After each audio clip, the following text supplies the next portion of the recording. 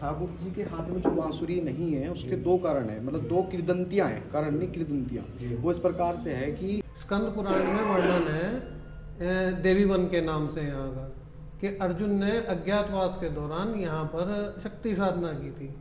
तो इससे ये तो सिद्ध होता है कि ये महाभारत कालीन तो मंदिर है, उससे पहले कितना है वो नहीं पता है। फिर लौट करके अपने निज निवास पर आ गए थे और आकर के पहले यहाँ नवरंगी लाल जी विराजमान किए, फिर वृंदावन जाके राधा वल्लभ जी किए।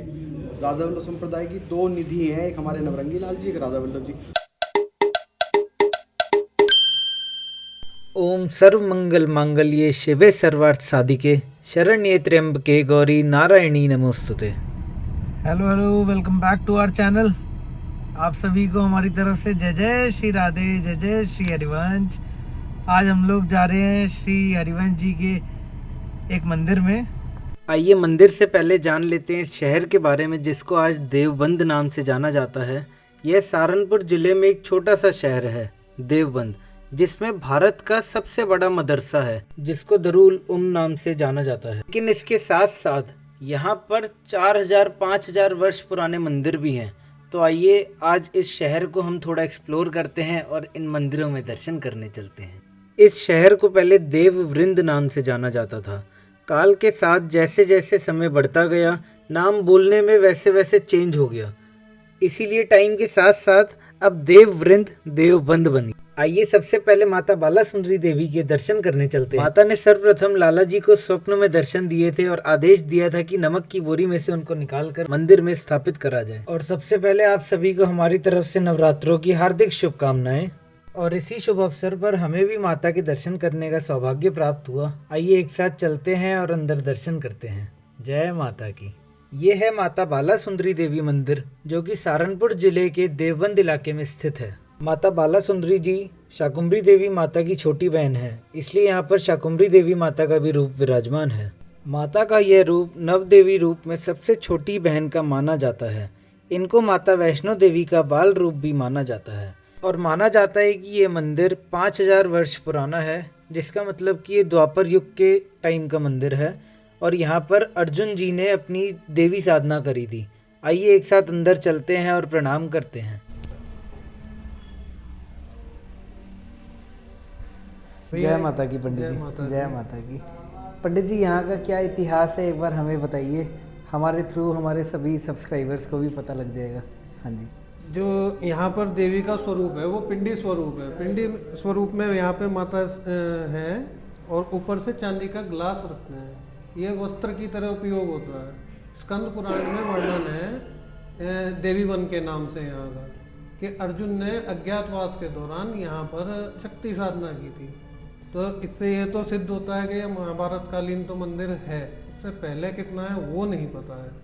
बाकी जो ये हैं सब ये स्थापित मूर्तियाँ हैं। गणेश जी हैं, हनुमान जी हैं, माँ दुर्गा हैं, श्री राम, सीता जी, लक्ष्मण जी, माँ चिंतपूर्णी, माँ बाला सुंदरी पिंडी रूप में। सामने एक कुंड है, आसपास कहीं भी कमल के फूल नहीं होते, लेकिन उस कुंड में होते हैं। अच्छा। एक बाहर आप दिखाना जरूर। हाँ जी, हाँ जी। एक पत्थर लगा हुआ है यहाँ पर, उस पर जो लिपि है वो अभी तक कोई पढ़ नहीं पाया, उतना प्राचीन लिपि है, तो आप उसको जरूर दिखाएं। और यहाँ पर कोई मेला वगैरह का यहाँ चैत्र में लगता है मेला यहाँ पे। अभी अच्छा। 11 अप्रैल का शुरू हो जाएगा। अच्छा। नवरात्रों के बाद, चैत्र के जो नवरात्रे आते हैं उनके बाद मेला यहाँ पर हर वर्ष लगता है। तो उसमें भीड़ काफ़ी रहती है या कम? बहुत ज़्यादा। आप मेन जो हाईवे है बाहर का, वहाँ तक लाइन होती है। अरे वाह, अरे वाह। जय माता की। भगवती का आशीर्वाद। हाँ जी, हाँ जी। चलिए, जय माता की। जय माता की। जय माता की। माता रानी के दर्शन करने के बाद आइए देवी कुंड के दर्शन करते हैं। ये है प्राचीन देवी कुंड, जिसकी मान्यता ये है कि यहाँ पर माता ने अपने केश धोए थे। यहाँ पर 12 महीने पानी रहता है और यहाँ पर पूरे कुंड में कमल के पुष्प यहाँ सारे खिले हुए हैं। जय हो, जय हो। ये है श्री विश्वकर्मा जी का मंदिर और यहाँ से भी मंदिर का बहुत ही प्यारा व्यू देखा जा सकता है। आइए चलते हैं। आइए हम लोग यहाँ पर भी प्रणाम करते हैं। जय हो, जय हो। जैसा कि आप सभी को पता है, जहाँ पर माता का रूप विराजमान होता है वहाँ पर भोले बाबा जरूर प्रकट होते हैं। आइए हम लोग यहाँ पर प्रणाम करते हैं। जय भोले भंडारी, जय हो, जय हो। और फिर आगे चलते हैं। जय शनिदेव। जय हो। और यहाँ पर हनुमान जी का और शिव जी का रूप एक साथ विराजमान है। आइए यहाँ पर भी प्रणाम करते हैं। साम सदाशिव, साम सदाशिव, श्री सीताराम सीताराम सीताराम, जय हो जय हो। और हम लोग यहाँ पर एक्सपीरियंस कर सकते हैं कि बहुत ही पीसफुल एनवायरनमेंट था और बहुत ही पॉजिटिव वाइब्स आ रही थी। अगर किसी ने भी यहाँ पर मेडिटेशन करनी हो या पूजा करनी हो, आराम से बैठ सकते हैं यहाँ। और यहाँ पर फिर हमने बालाजी महाराज को भी प्रणाम करा। जय हो जय हो, जय श्री राम जय श्री राम। और फिर हमने श्री राम दरबार में भी हाजिरी लगाई। जय श्री राम जय श्री राम। और फिर श्री गणेश जी महाराज के दर्शन करने के बाद हम लोग माता अन्नपूर्णा के पास दर्शन करने पहुँचे। जय माता की, जय माता की। और यहाँ पर बहुत ही प्यारा एनवायरनमेंट, ये तो बार बार देख के एकदम से दिल भाव विभोर हो जाता है। जय हो जय हो। और फिर हमने 11 मुखी महादेव जी के दर्शन करे। जैसा कि आप सब लोग भी स्क्रीन पर देख पा रहे होंगे कि यहाँ पर महादेव के 11 मुख हैं। जय हो जय हो। साम सदाशिव, साम सदाशिव, ओम नमः शिवाय, ओम नमः शिवाय। और फिर इनको प्रणाम करते हुए हम लोग आगे बढ़े। जय हो। और जैसा कि आपने देखा कि इस राइटिंग को या इस लिपि को कोई भी अभी तक समझ नहीं पाया है, और इसी में सारी हिस्ट्री, सारा इतिहास इसी लिपि में है। जय हो, जय माता की। आइए चलते हैं, एक बार माता रानी के फिर से दर्शन करते हैं। और जैसा कि माना जाता है, यहाँ पर पांडवों ने अपने अज्ञातवास के टाइम पर यहाँ साधना करी थी, और अर्जुन ने यहाँ पर देवी साधना करके माता को प्रकट करा था। जय हो जय हो। माता ने अपने दर्शन यहीं पर दिए थे। जय हो। और ये भी माना जाता है कि माता रानी को कोई भी अपनी आंखों से नहीं देख सकता, इसलिए इसके ऊपर ये कवच या ये ग्लास रखा गया है। और जब एक बार पंडित जी ने इनको नहलाते वक्त एक बार देख लिया था, तो उनकी दोनों आंखें चली गई थी। इस लीला का वर्णन बाला सुंदरी चालीसा में भी है। जय हो, जय माता की, जय माता की। और ये है इच्छा पूर्ति शिवलिंग।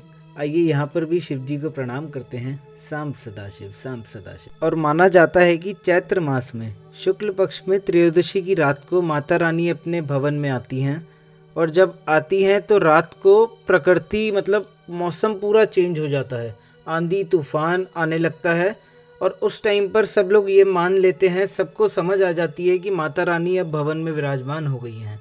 जय हो। और 1 महीने का मेला रहता है, और उसके बाद जब माता रानी जाती हैं, उस दिन भी ऐसी आंधी तूफान और ऐसे ही बरसात आती है।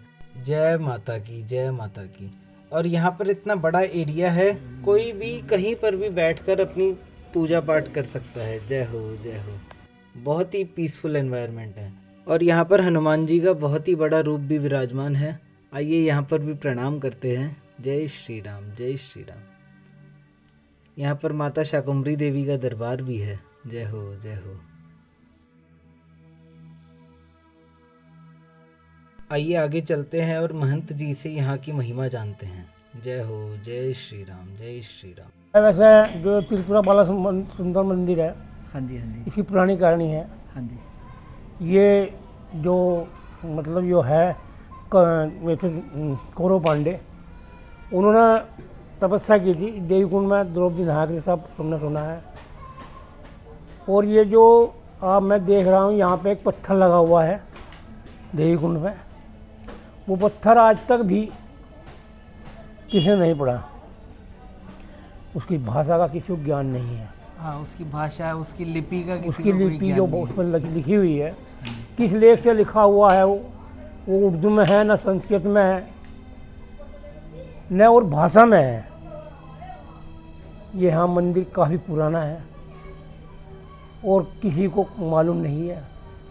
रही यहाँ के और मंदिरों की, सब मंदिर जो हैं वो सब बनाए हुए हैं। यही मंदिर बना हुआ है। मैं एक पुजारी हूँ यहाँ पे, हनुमान मंदिर पे। सब व्यवस्था यहीं से होती है।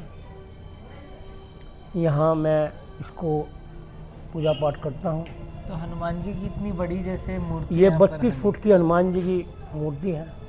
जितना भी ये सब भक्तों ने ये आप लोगों के परोपकार से हुआ है। हाँ जी, हाँ जी। पहले यहाँ सिर्फ एक वो पड़ा, जब मैं 5 साल पहले यहाँ आया तो एक वैसा ही छप्पर पड़ा हुआ था। अच्छा अच्छा।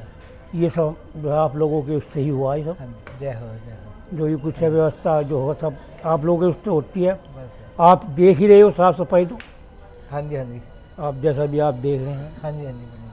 कि साफ़ सफाई आप देख रहे हैं, साफ़ सफाई करना, ये सब सुबह मैं उठता हूँ 4 बजे, मेरा दैनिक काम है पूजा पाठ करनी, रोज़ आना 4 बजे उठता हूँ मैं। और उम्र भी मेरी देख रहे हैं आप, हाँ जी, हाँ जी, 70 की उम्र जा रही, 60 साल की उम्र हो रही मेरी। भगवान के प्रति मेरी भावना है, जय हो। बजरंग बली जब मैं चाहता हूँ कि मुझे हमेशा अपने चरणों में रखे। जय सीताराम। जय माता की दोस्तों, ये था हमारा बाला सुंदरी मंदिर। आइए हम अब चलते हैं दूसरे श्री राधा वल्लभ जी मंदिर की तरफ और वहाँ पर दर्शन करवाते हैं आप सभी को। जय हो, जय हो। और फिर हम लोग आ गए श्री राधा नवरंगी लाल जी के मंदिर, जो कि यहाँ देवबंद में स्थित है। और जैसा कि माना जाता है, यदि देव वृंद ना होता तो वृंदावन भी ना होता। ये मंदिर है श्री राधा नवरंगी लाल जी का, जिनको श्री हित हरिवंश महाप्रभु जी ने अपने कर कमलों से प्रकट करा था। माना जाता है कि श्री राधा नवरंगी लाल जी की सेवा श्री हित हरिवंश महाप्रभु जी ने 32 वर्ष तक करी और 32 साल की उम्र के बाद वे राधा वल्लभ जी को लेकर वृंदावन चले गए। आइए उत्थापन आरती अटेंड करते हैं और फिर गोस्वामी जी से इतिहास के बारे में जानते हैं।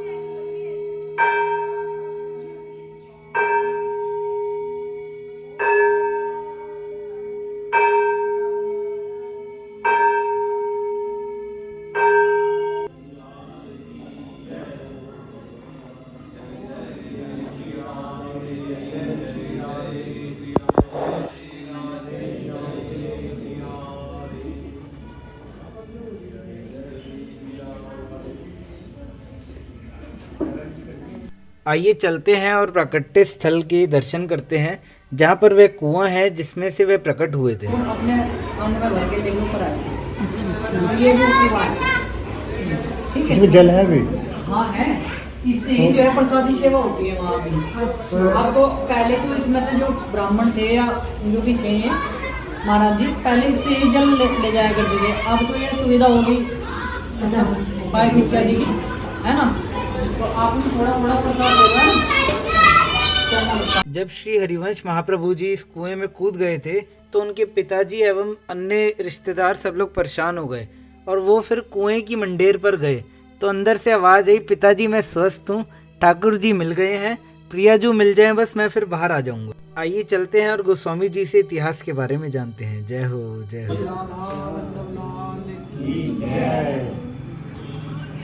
हमारे ये जो आप प्रांगण देख रहे हैं, ये हमारे हरिवंश महाप्रभु के पिताजी श्री व्यास मिश्र जी का महल हुआ करता था, तो चारों तरफ फैला हुआ था बड़ा। तो हरिवंश महाप्रभु का जन्म हुआ बादग्राम यात्रा के दौरान। हरिवंश जी फिर अपने निज निवास देवबंद आकर के रहने लगे। हरिवंश जी जब 7 वर्ष की आयु के हुए तब उन्हें सपने में प्रिया जी ने दर्शन दिए। राधा रानी ने दर्शन देते हुए बताया कि आपके पिताजी के बगीचे में जो कुआं है उसमें ठाकुर जी का विग्रह है और आप उनको निकाल करके उनकी सेवा प्रारंभ करें। हरिवंश महाप्रभु 7 वर्ष की आयु के थे, जैसे बच्चे कुछ भी बोलते रहे, आपके हमारे स्वप्न में कुछ भी आ जावे, ये सोच के उनके माता पिता ने उनकी बात का विश्वास नहीं करा। फिर दोपहर के समय हरिवंश जी अपने मित्रों के साथ वहाँ कुएं के आसपास खेल रहे थे। खेलते खेलते हरिवंश महाप्रभु की गेंद कुएं में जा पड़ी। कुआं देखकर रात आया, स्वप्न याद आया, तो बोलने के बाद हरिवंश महाप्रभु ने कुएं में छलांग लगाई और ठाकुर जी का श्री विग्रह निकाल कर दिलाए और ला करके यहाँ अपने महल में विराजमान किया। बस तभी से 550 वर्ष से हरिवंश महाप्रभु के वंशज द्वारा यहाँ पे ठाकुर जी की सेवा चली आ रही। 32 साल तक हरिवंश महाप्रभु देवन रहे। देवन में रह करके ठाकुर जी को लाड़ा लड़ाया, इनकी सेवा करी। 32 साल बाद पुनः प्रिया जी के आदेश अनुसार अपने तीसरे पुत्र श्री गोपीनाथ जी, जिनके हम लोग वंशज हैं, उनको यहाँ देवबंद की सेवा दी और यहाँ से 25 किलोमीटर दूर चरथावल गाँव गए। चरथावल गांव में एक पंडित जी रहते थे आत्मदेव। आत्मदेव ब्राह्मण भोलेनाथ जी के बहुत बड़े उपासक थे। एकदम स्वयं भोलेनाथ जी उनके सामने प्रकट होकर कहने लगे, पंडित जी मांगो, आपको मांगना है। तो पंडित जी कहने लगे, बाबा आपके हृदय की जो सबसे प्यारी वस्तु हो वो मुझे दे दो। तो भोलेनाथ जी की हृदय की सबसे प्यारी वस्तु श्री राधा वल्लभ जी का विग्रह था। वो विग्रह ला करके पंडित जी को दिया और कहा कि जब तक आप पे सेवा हो तब तक आप करना, और जब आप सेवा करने में असफल हो तो मैं एक नवयुवक हरिवंश महाप्रभु को देवन से भेजूंगा, आप वो विग्रह उनको सौंप देना। तो इधर से हरिवंश महाप्रभु को आदेश हुआ कि चरथावल से आपको राधा वल्लभ जी का विग्रह लेना है। उधर पंडित जी को आदेश हुआ कि हरिवंश महाप्रभु देवन से चल चुके हैं, आप इनको वो विग्रह सौंप देना। तो जाकर के दोनों की भेंट हुई। पंडित जी कहने लगे कि मेरे जो 2 कन्याएं हैं उनसे आपको विवाह करना होगा। पर हरिवंश जी कहने लगे, मेरा तो विवाह देवन में हो चुका है, मेरे 3 पुत्र 1 पुत्री है, मैं कैसे आपकी 2 कन्याओं से विवाह कर लूँ। तो एकदम आकाशवाणी हुई कि हरिवंश महाप्रभु ये आपके गुरु की आज्ञा है, ये आपकी भक्ति में साधक ही बनेंगे, बाधक नहीं बनेंगे, आप विवाह कर लीजिए। तो हरिवंश महाप्रभु ने राधा रानी की आज्ञा अनुसार पंडित जी की दोनों कन्याओं से विवाह किया और श्री राधा वल्लभ जी का विग्रह दहेज में लेकर के वृंदावन गए और जाकर के वहाँ मदन टेर पर विराजमान किया। बस इसी प्रकार 550 वर्ष देवरन में भी और वृंदावन में दोनों जगह ठाकुर जी की सेवा चली आ रही। जो कुएं से प्रकट है उनके आपने दर्शन करें, और जो चरथावल से गए थे वो श्री राधा वल्लभ लाल जी आज भी वृंदावन में दर्शन देते हैं। कुएं का जो जल है वही ठाकुर जी की सेवा में यूज होता है। ठाकुर जी स्नान करते हैं, भोजन मिलता है, या कोई भी कार्य श्री जी की सेवा में जल का प्रयोग होता है, उसी कुएं के जल से। बोल श्री राधा वल्लभ लाल की जय।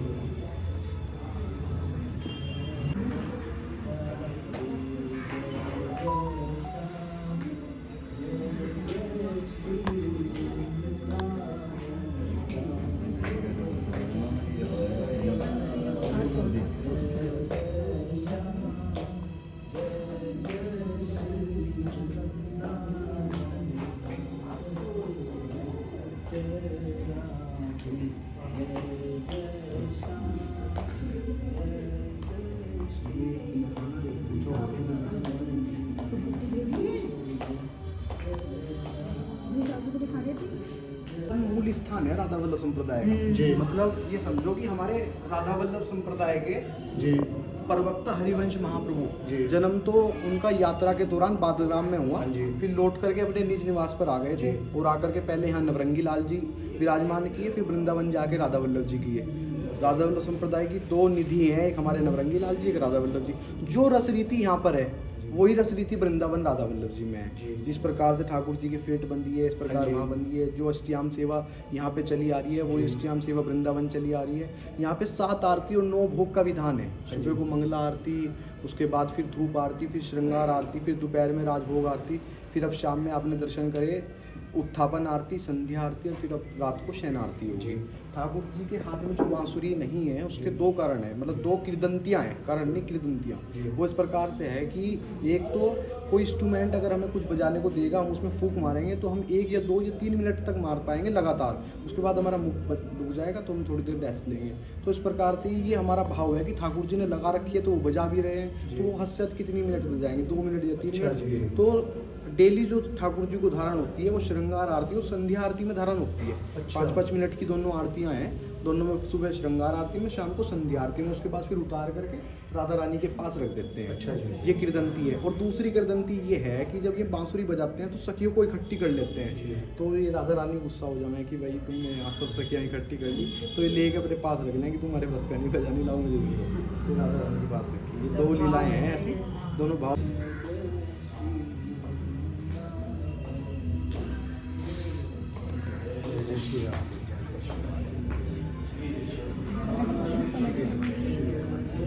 श्री हरिवंश, कैसा लगा आप सभी को ब्लॉग? हमने बहुत ही अच्छे दर्शन करे और खूब अच्छी कृपा पाई यहाँ पर।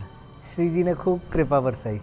जय हो श्री हरिवंश। जय जय राधा वल्लभ प्यारो हरिवंश, जय राधा वल्लभ प्यारो हरिवंश, जय जय श्री वृंदावन श्री वनचंद्र, जय जय श्री वृंदावन श्री वनचंद्र, जय जय राधा वल्लभ श्री हरिवंश, जय राधा वल्लभ श्री हरिवंश, जय जय राधा